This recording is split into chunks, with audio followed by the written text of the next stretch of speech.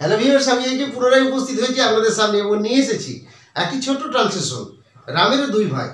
এই ছোট্ট ট্রান্সলেশনটির ইংরেজি কী হবে এবং বিশেষত রামেরা যে শব্দটি, এই শব্দটির সঠিক ইংরেজি কী হবে, জাস্ট এই বিষয়টা আমি আপনাদের সামনে তুলে ধরতে চলেছি। সুতরাং দেখতে থাকুন।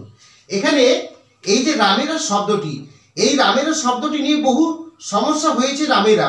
তো আমি আজকে আপনাদের সামনে জাস্ট এই বিষয়টা দেখাতে চাই রামেরা শব্দটির অ্যাকচুয়াল অর্থ কেমন হবে এবং বাক্যটা এই রামেরা শব্দটার সঠিক ইংরেজি দিয়ে বাক্যটাকে কিভাবে গঠন করা হবে, জাস্ট এই বিষয়টা নিয়ে আমি দেখাচ্ছি। তাহলে আমি বলতে পারি যে রামেরা, এই যে রামেরা এই শব্দটা আমি কিন্তু যদি ভেঙে দিই তাহলে কি দাঁড়াবে, রামেরা সমান রাম, রাম প্লাস তার ভাই, রাম প্লাস তার ভাই এই কথাটা দাঁড়াবে, রাম প্লাস তার ভাই এই কথা দাঁড়াবে। তাহলে রাম এবং তারটা বাদ দিয়ে দিন, ভাই দুটো অংশ দাঁড়াচ্ছে, অর্থাৎ এখানে রাম এবং ভাই অর্থাৎ তার ভাই মিলেই কিন্তু রামেরা শব্দটি গঠিত হচ্ছে। তাহলে রামটাকে আমরা অবশ্যই বলবো কি না, প্রপার নাউন, প্রপার নাউন কিন্তু আমরা নিঃসন্দেহে বলবো। আর ভাইকে আমরা কি বলবো, কমন নাউন, ভাইকে আমরা বলবো কমন নাউন। তাহলে রামটাকে আমরা কি বলবো, প্রপার নাউন, এবং ভাইটাকে বলবো আমরা কমন নাউন।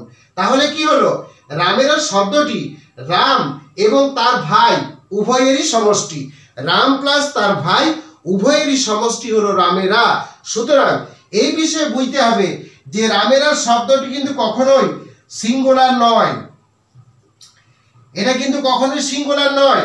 তাহলে রামেরা শব্দটি কিন্তু সিঙ্গুলার হচ্ছে না, রামেরা শব্দটি কি হচ্ছে, রামেরা শব্দটি হয়ে গেল প্লুরাল, রামেরা শব্দটি হয়ে গেল প্লুরাল। আর সবচেয়ে গুরুত্বপূর্ণ বিষয় হলো যে রামেরাটা সিঙ্গুলার নয়, রামেরাটা হলো প্লুরাল। এরপর দেখুন এই যে রামেরা শব্দটা, এটাকে কিন্তু কখনোই আমি কিন্তু কখনোই এটাকে প্রপার নাউন বলতে পারবো না, এটাকে প্রপার নাউন বলতে পারবো না। শুধু রাম যদি হয় তাহলে কিন্তু সেটা প্রপার নাউন হবে, কিন্তু রামেরা যেহেতু রাটা যুক্ত আছে সুতরাং এটা কিন্তু প্রপার নাউন নয়। কারণ কোনো নাম, যেমন ধরা যাক রাম, এই রামটাকে কিন্তু নিঃসন্দেহে আমরা বলতে পারি প্রপার নাউন, রামেরা এটাকে কখনোই আমরা প্রপার নাউন বলতে পারি না।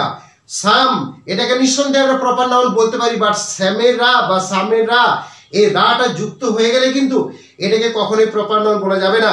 তাহলে কি বলতে হবে, নিঃসন্দেহে যেহেতু এটা এক বচন নয় বহু বচন, সুতরাং একটা নির্দিষ্ট নামকে কখনো বহু বচন করা যায় না, অর্থাৎ একটা নির্দিষ্ট প্রপার নাউনকে কখনো বহু বচন বা প্লুরাল ফর্মে করা যায় না। সুতরাং ইহা এই রামেরা শব্দটা নিঃসন্দেহে কিন্তু এক বচন নয় বহু বচন, এবং এটা নিঃসন্দেহে প্রপার নাউন নয়, এটা হলো কমন নাউন। সুতরাং আমরা কিন্তু ইংরেজি গ্রামারের সূত্র অনুযায়ী জানি, আমরা ইংরেজি ব্যাকরণের সূত্র অনুযায়ী জানি যে প্রপার নাউন, একটা নির্দিষ্ট প্রপার নাউনকে প্লুরাল করা যায় না বা তার সঙ্গে এস যুক্ত করা যায় না। কিন্তু যদি কমন নাউন হয়ে থাকে সেই ক্ষেত্রে কিন্তু আমরা সেই কমন নাউনকে কিন্তু বহুবচন বা প্লুরাল নাম্বার করতে পারি। সুতরাং যেহেতু এখানে রামেরা এই শব্দটি সিঙ্গুলার নয় প্লুরাল এবং প্রপার নাউন নয় কমন নাউন, সুতরাং এই ক্ষেত্রে কিন্তু আমরা কি করতে পারি না, রামেরা শব্দটিকে অর্থটিকে বোঝানোর জন্য নিঃসন্দেহে আমরা করতে পারি যে আর এ এম তার সঙ্গে এস যুক্ত করতে পারি, রামস অর্থাৎ হয়ে গেল রামেরা। এরপর দেখুন রামেরা, এখানে যে রামেরা দুই ভাই, এখানে কি বোঝানো হচ্ছে, রামেরা দুই ভাই, তার মানে এখানে আমাকে ধরে নিতে হবে যে রামেরা হয় দুই ভাই। তাহলে হয় অর্থে কি না, যেহেতু রামসটা কি হচ্ছে না, সিঙ্গুলার নয় প্লুরাল এবং প্রপার নাউন নয় কমন নাউন, সুতরাং নিঃসন্দেহে আমি এখানে পেয়ে যাব আর, রামস আর হয়ে গেল। এবারে দুই, দুই অর্থে আমি টু পাবো, দুই, আর ভাই অর্থে আমি পেয়ে যাব ব্রাদার্স, BROTHERS। তাহলে কি হয়ে গেল, রামস আর টু ব্রাদার্স, এইভাবে বাক্যটা আমি গঠন করতে পারবো। তাহলে এখানে মূল যে বিষয় রামেরা, একটা কথা সবসময় আমাদেরকে গুরুত্বপূর্ণ বিষয় মনে রাখতে হবে, রামের শব্দটি কখনোই কিন্তু প্রপার নাউন নয়, এটা সর্বদা ধরতে হবে কমন নাউন, এবং রামেরা শব্দটি সিঙ্গুলার নয়, রামেরা শব্দটি প্লুরাল বা বহুবচন হিসেবে ধরতে হবে।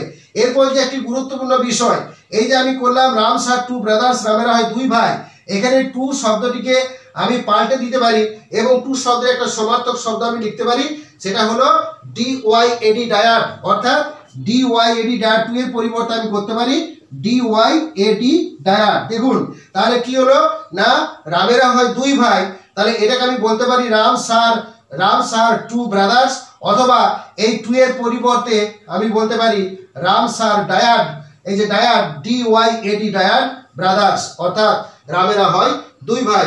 এইভাবে কিন্তু রামেরা হয় দুই ভাই এই বাক্যটির স্ট্রাকচার এবং রামেরা শব্দটির অর্থ কি হবে সেই সমস্ত ইনফরমেশন বা তথ্য যতটুকু আমার জানা ছিল সেই বিষয়টা আমি আপনাদের সামনে তুলে ধরেছি। যাই হোক, আমার ভিডিও সম্পর্কে সমস্ত ছাত্রছাত্রী এবং শ্রদ্ধেয় দর্শকবৃন্দের অভিমত কি অবশ্যই কমেন্টের মাধ্যমে জানান। যদি ভিডিওটি ভালো লাগে লাইক, শেয়ার এবং সাবস্ক্রাইব করে দিন। So finally thanks to everybody for watching my video. Thank you.